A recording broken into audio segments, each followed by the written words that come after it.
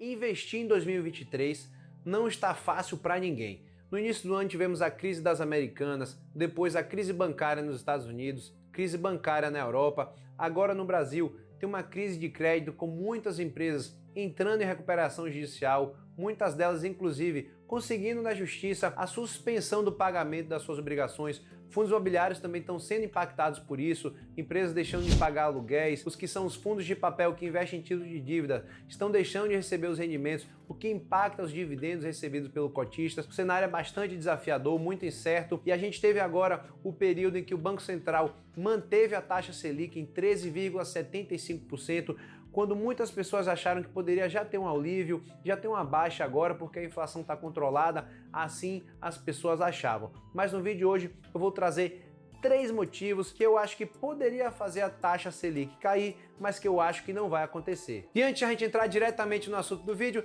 eu vou pedir para você dar aquele like para ajudar o nosso canal a crescer e levar esse conteúdo para um maior número de pessoas. Se inscreva também se ainda não for inscrito, se é a sua primeira vez, para você continuar recebendo mais conteúdos como esse. Há algumas semanas, a crise bancária nos Estados Unidos e na Europa prejudicou bastante o mercado. Muitas pessoas lembraram da crise de 2008, uma das maiores crises do mundo, a maior crise financeira. Muitas pessoas quebraram, muitas empresas faliram, realmente foi muito dinheiro perdido. Esse cenário todo trouxe muitas dúvidas e deixou o mercado, o investidor brasileiro, com bastante receio. Há algumas semanas também, o Banco Central deixou a taxa Selic em 13,75% e a previsão é que a taxa Selic só venha a cair em 2024 e que a gente estoure o teto da inflação mais uma vez em 2023. E esse cenário todo, desde a crise das Americanas, com essa crise de crédito que está vindo agora, com muitas empresas entrando em recuperação judicial, conseguindo na justiça suspensão de alguns pagamentos, criou um cenário que as pessoas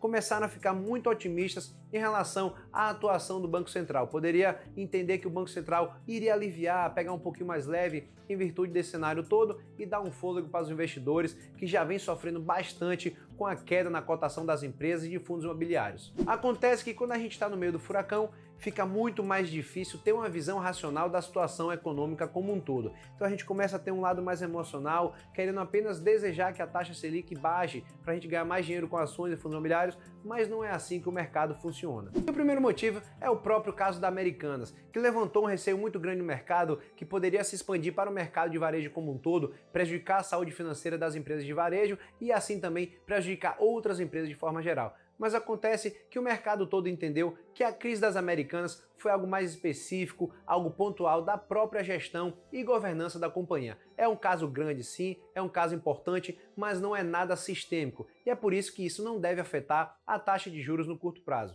E o segundo motivo é que a crise bancária nos Estados Unidos e na Europa se provou também como algo mais específico, algo mais pontual e não sistêmico. Muito diferente do que foi em 2008, quando tinha vários bancos alavancados, cheios de dívidas, vendendo esses produtos para pessoas que não poderiam pagar, que tinham péssimas condições de crédito, e por isso foi um evento mais sistêmico, generalizado, praticamente quebrou o mercado financeiro naquela época. Então nesse momento a situação é bastante diferente de praticamente 2, 3 bancos nos Estados Unidos e que o Banco Central americano, Fed, já chegou para resolver e fez o resgate. Na Europa da mesma forma teve basicamente 2 bancos, o Credit Suisse e o Deutsche Bank, que aparentemente já foi resolvido nesse momento. Então é por isso que foram situações mais específicas, mais pontuais e que não deve também afetar a taxa de juros aqui no Brasil. E o terceiro e último motivo que poderia fazer a taxa Selic cair no curto prazo seria o arcabouço fiscal do país. O novo arcabouço que poderia botar o país de volta aos trilhos, numa melhor situação econômica e fiscal, mas acontece que o que foi apresentado no primeiro momento até que agradou, muitas pessoas ficaram otimistas,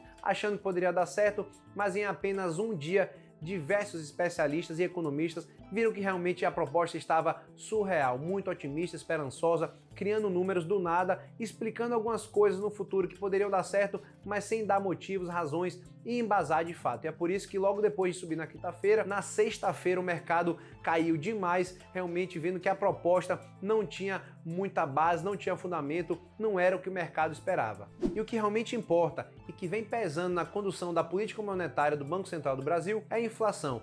Quando a gente olha os últimos meses, as últimas semanas e compara com o que tem agora, as expectativas para o futuro é que a inflação deve permanecer persistente e crescente, principalmente no setor de serviços. Quando a gente olha para os últimos 12 meses, a inflação está acima de 5,6% e nos 3 primeiros meses de 2023 ela está vindo acima das expectativas. Então é muito difícil achar que o Banco Central vai mudar sua condução agora da política monetária e reduzir a taxa Selic enquanto a inflação ainda continua persistente, continua subindo. Pode ser que o planejamento futuro tenha alguma mudança, uma expectativa de reduzir, mas isso não vai acontecer do dia para a noite. E se você está com dúvida, está com receio, com medo, não sabe o que fazer nesse momento, a sua maior proteção sempre vai ser os estudos e a diversificação. Por meio dos estudos, você vai estar sempre entendendo o que está acontecendo com o mercado, com os seus ativos que você tem na sua carteira, seja ações ou fundos imobiliários. Inclusive, você vai entender se esse momento é realmente uma crise passageira, algo pontual, que você vai conseguir comprar mais ativos com preços descontados e inclusive potencializar o seu retorno no longo prazo. E a diversificação vai ser sempre também uma proteção primordial para a sua carteira de investimentos, para você eliminar, não eliminar na verdade, mas reduzir bastante o risco sistêmico. Então se você investe num setor agora de varejo, por exemplo, de aviação, turismo,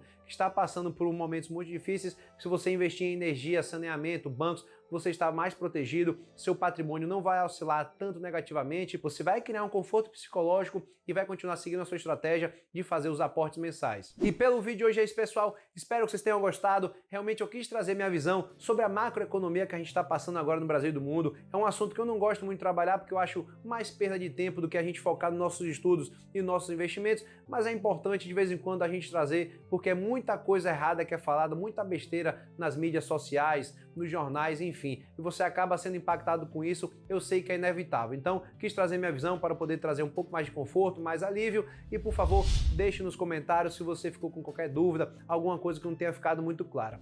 Se você gostou, por favor, curta o vídeo, se inscreva no canal se ainda não for inscrito, compartilhe com todo mundo que também vai se beneficiar com o nosso conteúdo, e até a próxima.